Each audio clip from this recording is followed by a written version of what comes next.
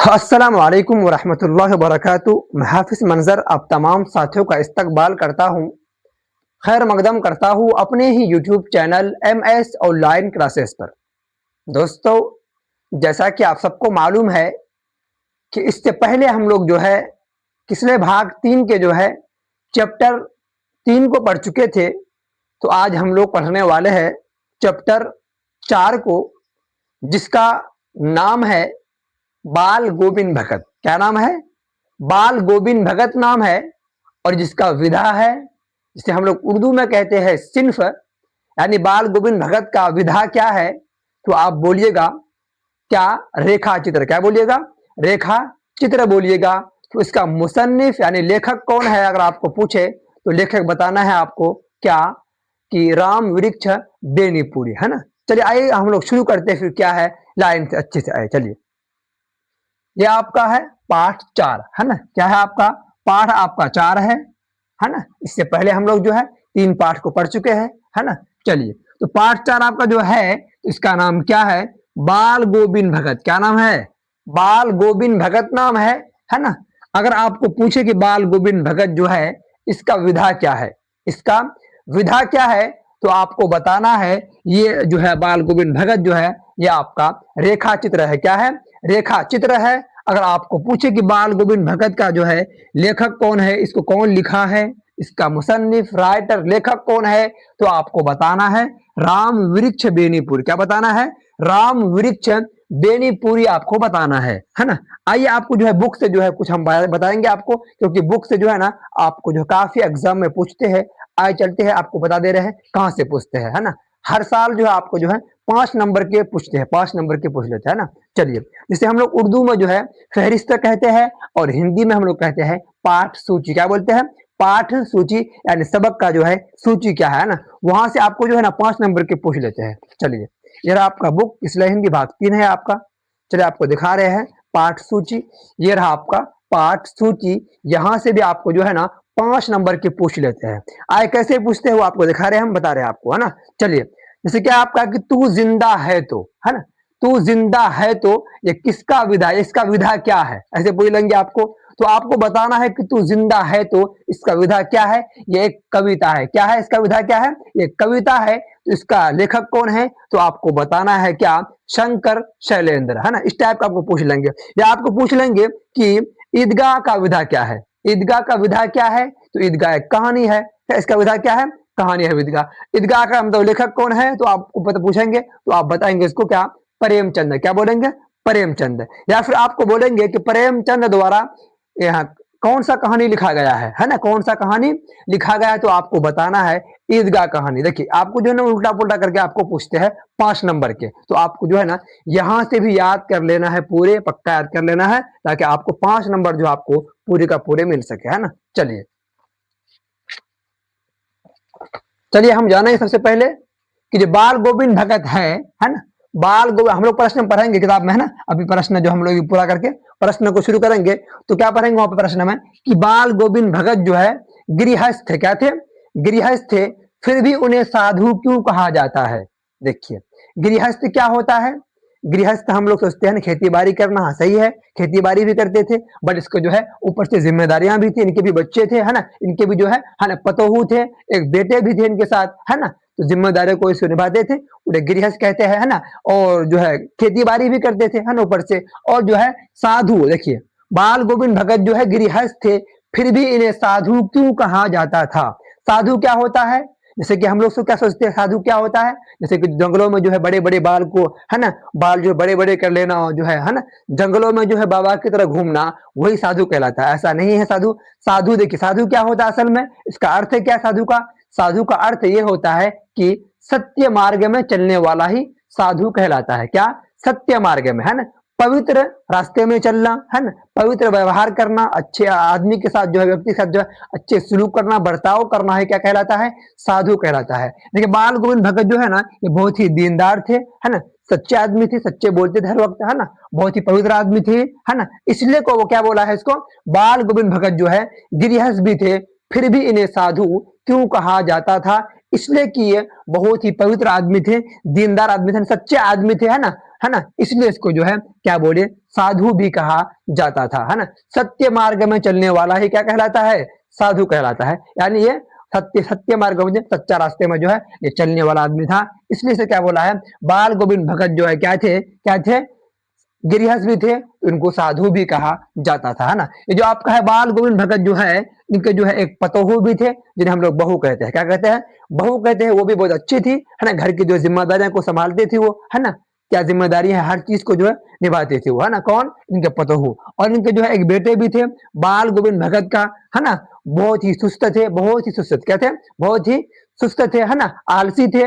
जो इसका जो है इनका मृत्यु जो है बहुत ही जल्द हो गया था, बहुत ही काफी कम उम्र में ही, है ना, बाल गोविंद भगत से पहले इनका जो है मृत्यु हो गया था, है ना। चलिए, इनका मृत्यु हो गया था, जो है जब भी बाल गोविंद भगत को जो है जब मालूम चला कि इनका, मेरे बेटे का जो है मृत्यु हो गया है, तो झट से जो है ये घर पहुंचता है ना। घर पहुंचते जो है ना ये हताश यानी चकित जाता है, मतलब हार जाता है अपने आप को, जो है ना चकित यानी हैरान में पड़ जाता है। तो उस वक्त जो है क्या करता है ये, जो सोचने लगता है कि मेरा बेटा जो इतना जल्दी ही क्यों, हमसे पहले ही ये मृत्यु इसका हो गया, क्यों हो गया मृत्यु, है। तो सोचता है अपने आप को, है ना। उसके बाद जो है फिर अपने बेटे का जो है क्रियाक्रम शुरू करते हैं। तो क्या करते हैं क्रियाक्रम, यानी आंगन में जो है उसको लेटा करके जो चादर से जो है ना इसको ढांक देते हैं। उसके बाद फिर क्या करते हैं, गीत गाता सबके सामने में, है ना, बाहर से भी आदमी देखने के लिए आते हैं। उसके बाद क्या करते हैं, गीत गाते हैं, क्या कि आत्मा का जो है ना मिलन परमात्मा से हो गया, इस टाइप का जो है ना वो गीत गाकर जो है लोगों को सुनाता है ना। जो लोग आते हैं ना उसको सुनाते हैं कि आत्मा का जो है ना मिलन परमात्मा से हो गया, है ना, इस टाइप का जो है गाना, है ना, गीत जो है गा करके वो आगे जो है ना आदमी सबको सुनाते हैं, है ना। चलिए फिर हम देखते हैं, सबसे पहले हम जानेंगे कि राम वृक्ष बेनीपुरी जो है ना, इसके जो है लेखक परिचय के बारे में। इसके जो परिचय क्या है, इन्होंने जो है अपने जिंदगी में क्या क्या इन्होंने क्या है ना, इनका भाषा क्या था, इनका जन्म क्या है, इनका जन्म स्थान क्या है ना, इसका साहित्य काल क्या है ना, इनका रचना क्या है, इनका मृत्यु कब हुआ है, सब चीज जो है हम लोग लाइन से जानेंगे। चलते हैं फिर हम लोग शुरू करते हैं क्या है। चलिए, ये रहा आपका लेखक परिचय। क्या लेखक का परिचय, यानी इसका परिचय, है ना, तारीफ करना है, इंट्रोडक्शन देना है इसका, इन्होंने अपनी जिंदगी में क्या क्या किया है ना। चलिए, लेखक परिचय क्या है आपका, आइए। सबसे आपका जो पहला स्टार कह रहा है, क्या कह रहा है कि नाम क्या है इसका, है ना, यानी लेखक का नाम क्या है वो पूछ रहा है। तो हम पढ़ चुके हैं कि लेखक का जो नाम है क्या, राम वृक्ष बेनीपुरी है। क्या नाम है, राम वृक्ष बेनीपुरी इस लेखक का नाम है। ये जो है ना जिन्होंने इसको लिखा है, बाल गोविंद भगत को लिखा है ना। चलिए, रेखा अच्छी तरह। इसका जन्म कब हुआ था, अगर आपको पूछे कि राम वृक्ष बेनीपुरी जो आपका है, इनका जन्म कब हुआ था, जन्म कब हुआ था, तो आपको बताना है 23 दिसंबर। क्या 23 दिसंबर जो है मुजफ्फरपुर बिहार में हुआ था। कब हुआ था, 23 दिसंबर मुजफ्फरपुर कहाँ हुआ था, बिहार में हुआ था, है ना। चलिए, अगर आपको पूछ रहे फिर से कि राम वृक्ष बेनीपुरी का जन्म कब हुआ था, तो आपको बताना है कि 23 दिसंबर जो है मुजफ्फरपुर बिहार में हुआ था, है ना। चलिए आगे देखते हैं। अगर आपको पूछ ले कि राम वृक्ष बेनीपुरी का जो है जन्म स्थान कहाँ है ना, जन्म स्थान कहाँ वो रहते थे, किस स्थान पर, उसका नाम क्या है, तो वो भी आपको पूछ लेंगे ऑब्जेक्टिव में। आइए चलते हैं। या आपका देखिए जन्म स्थान क्या है इसका, देखिए क्या नाम है, बेनापुर। क्या, बेनापुर मुजफ्फरपुर बिहार। क्या नाम है, बेनापुर, है ना, बेनीपुर होगा ना, क्या होगा, बेनीपुर होगा। चलिए, बेनीपुर, है ना, बेनीपुर मुजफ्फरपुर बिहार। अगर आपको पूछे कि राम वृक्ष का जो है ना राम वृक्ष बेनीपुरी का जो है जन्म स्थान कहाँ है, तो आपको बताना है बेनीपुर मुजफ्फरपुर जो बिहार में स्थित है, पड़ता है ना। चलिए, अगर आपको पूछे कि राम वृक्ष बेनीपुरी जो है ये भाषा जो है कौन सा प्रयोग करते थे, इस्तेमाल करते थे, है ना। आइए देखते हैं। राम वृक्ष बेनीपुरी का जो भाषा था, यानी जो इस्तेमाल करते थे, क्या खड़ी बोली। क्या खड़ी बोली जो है ना ये प्रयोग करते थे, क्या खड़ी बोली। और जो है आपका प्लस आपका हिंदी भी भाषा है, इसको जो है यूज करते थे। क्या खड़ी बोली और हिंदी भाषा भी यूज करते थे, प्रयोग करते थे। क्या अगर आपको पूछे कि राम वृक्ष बेनीपुरी जो है किस भाषा का प्रयोग करते थे, तो आपको बताना है खड़ी बोली। क्या बताना है, खड़ी बोली और हिंदी भाषा भी ये प्रयोग करते थे। अगर आपको पूछे कि आप देखिए अगला सा कह रहा है, अगर आपको पूछे कि राम वृक्ष बेनीपुरी का जो है किस विषय में, इसका विषय क्या था, इसका सब्जेक्ट क्या था, किस टॉपिक में ये काम करते थे, आइए देखते हैं इन्होंने। आइए, इसका विषय था, सब्जेक्ट था क्या, गद्य। क्या होता है, गद्य क्या होता है, यानी नज्म गद्य किसको बोलते हैं? ये नस्र को किसका उर्दू में इसका जो है नस्र होता है। क्या होता है? नस्र होता है। नस्र यानी क्या होता है? जिसमें किस्सा कहानी को जो है बयान किया जाता है ना, जिसे हम लोग क्या बोलते हैं? गद्य बोलते हैं हिंदी में। गद्य क्या होता है? जिसमें किस्सा कहानी बयान की जाए, है ना। एक होता है पद्य, जिसमें नज्म यानी शेर व शायरी के ऊपर जो है ना, बहस की जाए, उसे हम लोग पद्य बोलते हैं। यानी गद्य अगर आपको बोले तो नस्र होता है, गद्य उर्दू में नस्र होता है, इसमें कहानी किस्सा बयान की जाए। अगर आपको बोले पद्य क्या होता है, तो पद्य क्या होता है? नज्म, क्या? नज्म, जिसमें शेर व शायरी के ऊपर जो है बहस की जाए, उसे हम लोग क्या बोलते हैं? पद्य बोलते हैं। या फिर हम बोलेंगे क्या, इसको इंग्लिश में बोलेंगे, क्या बोलेंगे? प्रोस, या फिर इसको बोलेंगे पोएट्री। क्या बोलेंगे? प्रोस, क्या? प्रोस और पोएट्री बोलेंगे इंग्लिश में, है ना। चलिए, गद्य और पद्य, है ना। नाटक तथा उपन्यास भी था। क्या था इसका विषय? क्या था? अगर आपको पूछे कि बेराम वृक्ष बेनीपुरी का विषय क्या था, तो आपको बताना है गद्य, है ना, पद्य या आपका नाटक तथा उपन्यास क्या होता है? उर्दू में हम लोग क्या बोलते हैं इसको? नावल। क्या बोलते हैं? नावल बोलते हैं उर्दू में, जिसे हम लोग हिंदी में कह रहे हैं उपन्यास। क्या कह रहे हैं? उपन्यास कह रहे हैं, है ना। चलिए, गद्य को हम लोग उर्दू में भी बोल सीख लिया। उर्दू में क्या होता है? नस्र होता है, जिसमें किस्सा कहानी बयान किया जाता है। या आपका पद्य क्या होता है? नज्म, है ना। नज्म होता है, जिसमें ये शेर व शायरी के ऊपर बहस की जाए। और नाटक जो होता है आपका, ये आपका नाटक है। तथा उपन्यास भी इसका विषय था, सब्जेक्ट था, राम वृक्ष बेनीपुरी का, है ना। चलिए आगे देखते हैं। अगर आपको पूछे कि साहित्य काल, यानी राम वृक्ष बेनीपुरी जो है किस काल के थे, है ना। राम वृक्ष बेनीपुरी जो है ये किस काल के थे, तो आपको पूछ लेंगे इसका जो साहित्य काल क्या था, तो आपको बताना है राम वृक्ष बेनीपुरी जो है ना, ये आपका आधुनिक काल के, किस काल के? आधुनिक काल के थे। अगर आपको पूछे कि राम वृक्ष बेनीपुरी ये किस काल के थे, तो आपको बताना है आधुनिक काल के थे। क्या काल थे? आधुनिक काल के थे, है ना। चलिए आज देखते हैं आपका इसका रचना क्या था, इन्होंने क्या क्या रचना किया है ना, क्या क्या जो कौन से जो है इन्होंने किताब लिखा है। आज देखते हैं इसका रचना, है ना। चलिए, इसका रचना जो है क्या क्या है, देखिए। मिट्टी क्या है? ये आपका माटी की मूर्ति। माटी की मूर्ति है, क्या? माटी की मूर्ति इसका जो है पहली रचना है ना। उसके बाद दूसरा क्या रचना इसका है? क्या?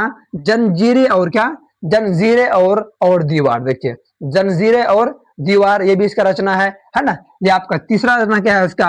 मील के पत्थर। क्या? मील के पत्थर इसका तीसरा रचना है। ये आपका चौथा जो इसका रचना है क्या है? चिता। क्या? चिता के फूल। क्या? चिता के फूल। अगर आपको पूछे कि राम वृक्ष बेनीपुरी का जो है रचना है, उनका नाम बताइए, इन्होंने क्या क्या रचा है, इन्होंने क्या क्या लिखा है अपनी जिंदगी में, तो आपको बताना है कि क्या बताना है? माटी की मूर्ति। क्या? माटी की मूर्ति, या आपका पहला जो रचना इसका है माटी की मूर्ति है। उसके बाद दूसरा जो है जंजीरें और दीवार। क्या? जंजीरें और दीवार। और आपका जो तीसरा इसका जो रचना है क्या बोलेंगे? मील के पत्थर। और इसका जो चौथा रचना है चिता के फूल। क्या बोल रहे हैं? चिता के फूल इसका जो है चौथा रचना है ना। चलिए, ये थे इसका रचना। आगे देखते हैं इसका मृत्यु कब हुआ, है ना। राम वृक्ष बेनीपुरी का जो है मृत्यु कब हुआ था, तो आपको बताना है इसका मृत्यु जो है 9 सितंबर। क्या? 9 सितंबर को जो है 1900 जो है 68 ईस्वी में। क्या? 1968 ईस्वी में हुआ था। तो कहाँ हुआ था, तो आपको बताना है बिहार में हुआ था। कहाँ हुआ था? बिहार में हुआ था ना। चलिए, ये था जो है, अगर आपको पूछे राम वृक्ष बेनीपुरी का जो है मृत्यु कब हुआ था, इंतकाल देहांत कब हुआ था, तो आपको बता देना है कि 9 सितंबर। क्या? 9 सितंबर जो है 1968 में। तो कहाँ हुआ था, तो बिहार में हुआ था। कहाँ हुआ था?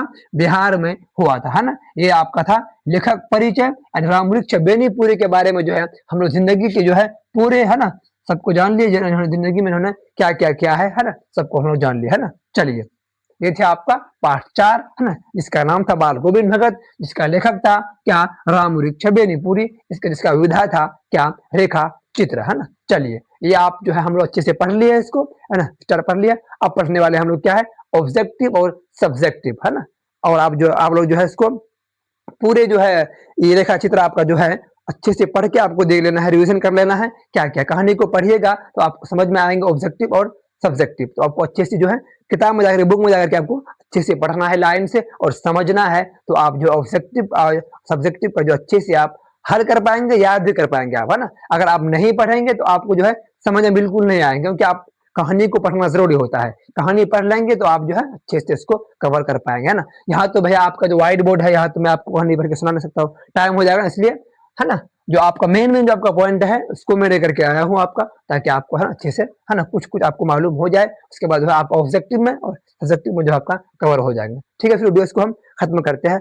अगर वीडियोस पर पहली बार आए हैं तो चैनल को सब्सक्राइब कर बेल वाले आइकन को जो है प्रेस कर नोटिफिकेशन को ऑन कर लो, ताकि आने वाली वीडियोस जो है आप तक सबसे पहले पहुंच सके, है ना। चलिए खत्म करते हैं। अस्सलाम वालेकुम व रहमतुल्लाहि व बरकातुहू।